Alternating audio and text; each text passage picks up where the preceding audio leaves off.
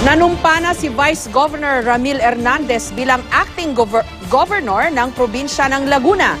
Pero ang mga taga-suporta ng na-disqualify na si E.R. Ejercito, masama pa ang loob at piniling manatili muna sa Kapitolyo. Kani-kanina lamang po ay nagbigay na rin ng mainit na talumpati si Ejercito sa harapan ng kanyang mga taga-suporta kung saan mariin niyang kinondena ang pagpapatalsik sa kanya sa pwesto. Live mula sa Laguna, may report si John Consulta. John? Jessica, naging madamdamin na pagharap sa kauna-unahang pagkakataon ni Governor E.R. Ejercito matapos siyang alisin sa pwesto ng COMELEC. Sa unang bahagi ng kanyang talumpati, Jessica, mariin niyang binatikos ang palasyo ng Malacanang dahil umano sa pangingialam sa kanyang kaso. Pilit po ako inaalis ng palasyo ng Malacanang sa pwesto dahil hindi po ako kaanib ng Liberal Party. Hindi na po nilerespeto ng palasyo ng Malacanang ang tinatawag nating rule of law. Tila ba nais ng Malacanang na baliwalain ang boses ng taong bayan dahil lamang sa sobrang pamumulitika ng palasyo ng Malacanang. Meron po tayong kasabihan, Vox Populi, Vox Dei. The voice of the people is the voice of God! Di rin nakaligtas sa mga opisyal ng COMELEC at kanyang mga kalaban sa politika dahil umano sa kutsyabahan para siya'y madiskwalipika. In violation of my right to due process, they converted this election offense case against me into a disqualification case. Ang tangi lang pong kasong isinampa nila sa akin ay mafailan ng kaso sa tamang korte para sa overspending. Ngunit hindi po yan ang ginawa ni Commissioner Sixto Brillantes, Chairman Sixto Brillantes at ng 6 na commissioners ng COMELEC. Ang ginawa ng Malacanang at COMELEC, talagang ni-railroad, napakabilis. Pilit po silang naghanap ng butas laban sa akin. Sa huli, iginit ni Ejercito na base raw sa ating batas ay kailangan siyang bigyan ng 10 hanggang 30 araw o 1 buwan para makagawa ng legal remedy at maantay ang pinal na desisyon ng Korte Suprema. Hanggat hindi raw ito natutupad, Jessica, di raw siya aalis sa pwesto bilang gobernador ng probinsya. Kapag nagdesisyon ang kagalang-galang nating pinakamataas na hukuman sa bansa na ako, Gobernador George E.R. Ejercito Estregan, ay tunay na walang karapatan, kusang loob, inuulit ko, kusang loob, mapayapa at tahimik po akong bababa sa pwestong aking pinagluluklukan.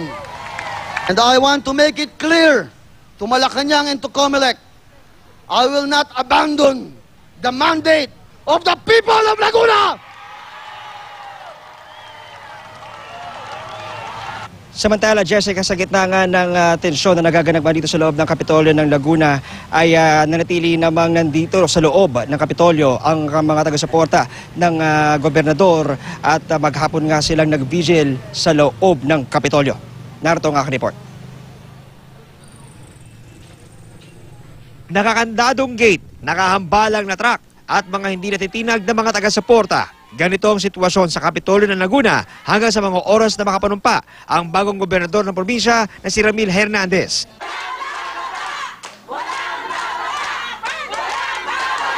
Kasabay ng panunumpa ni Hernandez ang patuloy na pagkondena ng ilang taga-suporta sa pagpapababa sa pwesto kay E.R. Ejercito. Pero kanina, tila tumindi pa ang tensyon nang mapanood ang live coverage ng panunumpa ni Hernandez sa tanggapan ng COMELEC. Di na napigilang umiyak ng ilan habang may isa pang nahimatay.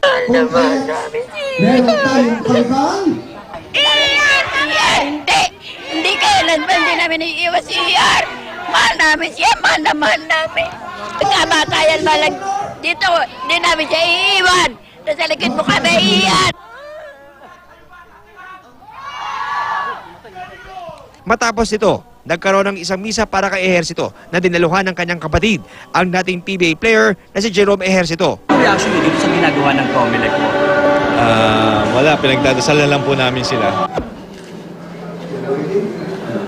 Mula ngayong araw, formal nang kikilalanin bilang bagong gobernador si Hernandez. Ako po ay Nationalista Party. Wala po kaming sariling gobernador. Sabi ko nga po, kung politika po ito, dapat ang ipinalit ay liberal. Kasama ang kanyang buong pamilya. Nanumpa si Hernandez sa isang judge kaninang hapon sa Intramuros, Manila. Sabi ng COMELEC, kailangan pa raw ihain ang writ of execution kay Ejercito para sa maayos na pag-turnover ng mga trabaho kay Hernandez. Hanggat hindi na isi-serve sa kanya, hindi pa rin technically siya pa rin na nakaupo. Maski na mag-issue kami ng writ, kung dumating pa ang TRO, hindi pa namin na-implement. Kasi isi-serve pa namin yung writ of execution kay ER. Pinatalsik sa pwesto si Ejercito dahil sa di umano'y labis-labis na paggasta sa kanyang pangangampanya noong eleksyon 2013. Umabot daw kasi sa 23.5 million pesos ang kanyang ginastos sa kampanya, lampas sa nakatakdang 4.5 million pesos na limit sa campaign spending.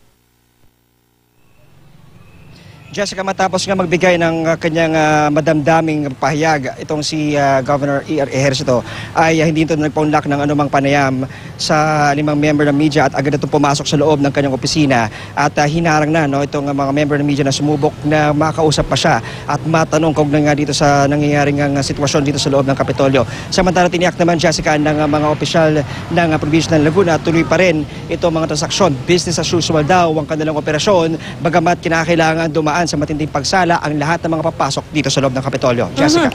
Jan, dahil nga ngayon lang parang lumitaw sa publiko, no? Although alam nyo all this time na nandyan siya sa kanyang opisina sa Kapitolyo si Governor Ejercito, pero ngayon lang siya nagpakita sa publiko at sa harapan ng media. Doon ba sa mga mainit niyang pahayag kanina, may sinabi ba siya para sagutin diretso yung allegations against him, yung charge ng overspending?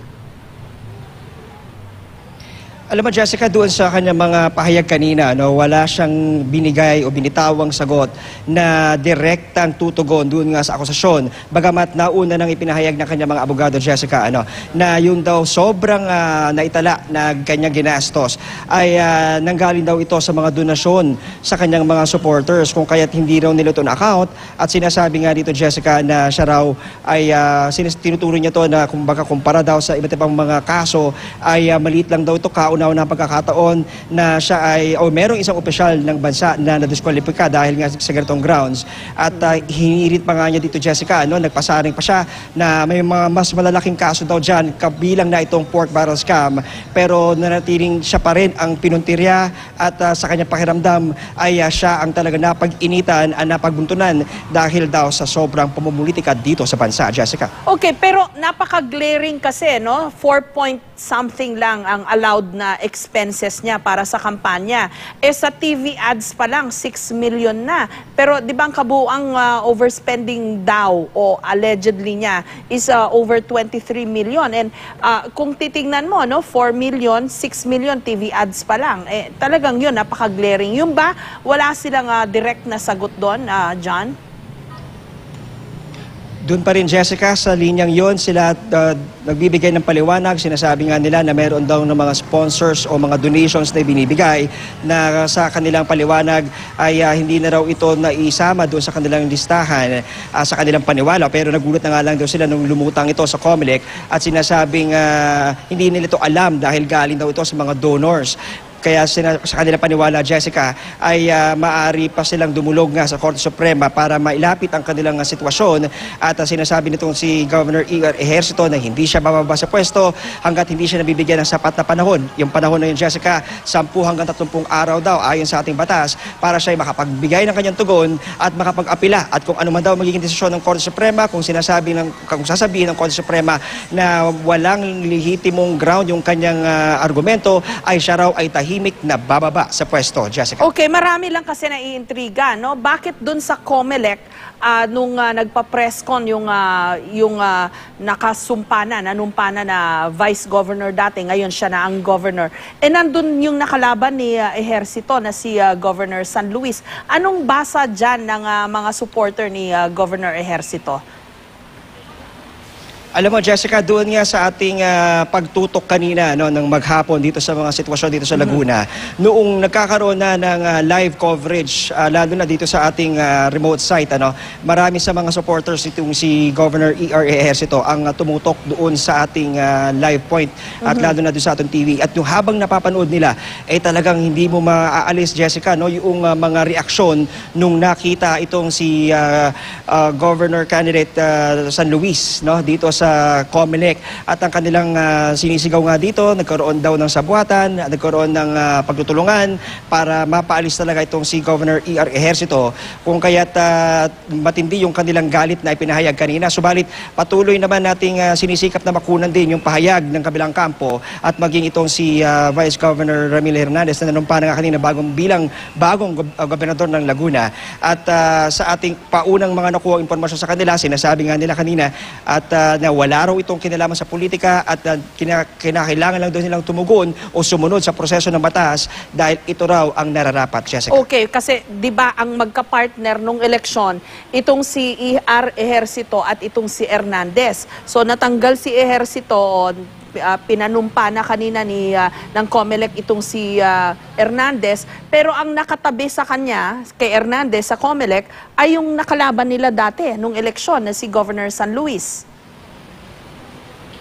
Tama ka doon, Jessica. Napakagandang obserbasyon talaga yun, dahil hindi maiwasan talagang bigyan ng kulay yung presensya nitong si gubernatorial candidate San Luis doon sa kanyang sa panunumpa sa COMELEC nitong si Vice Governor Ramil Hernandez. At ang paliwanag naman dito, Jessica, dahil itong si former Congressman San Luis ay ang siyang mismong complainant, siya ang naghain ng reklamo dito nga sa COMELEC. At yun naman ang sinasabi nung ilan sa ating mga nakausap sa kanilang kampo kung kaya't nararapat lamang daw na siya ay magpunta ron dahil isa raw itong tagumpay kumbaga doon sa rule of law dahil merong isang lehitimong complaint at merong naging aksyon ng COMELEC. At doon naman sa, kaya nga lang yun nga, Jessica, talagang hindi mo maiiwasan talagang merong ibang mga magbigay ng opinion, parang it leaves a bad taste, ika nga doon sa nakita nilang mga eksena. Pero ang paninindigan pa rin ng COMELEC ay tama yung kanilang ginawa.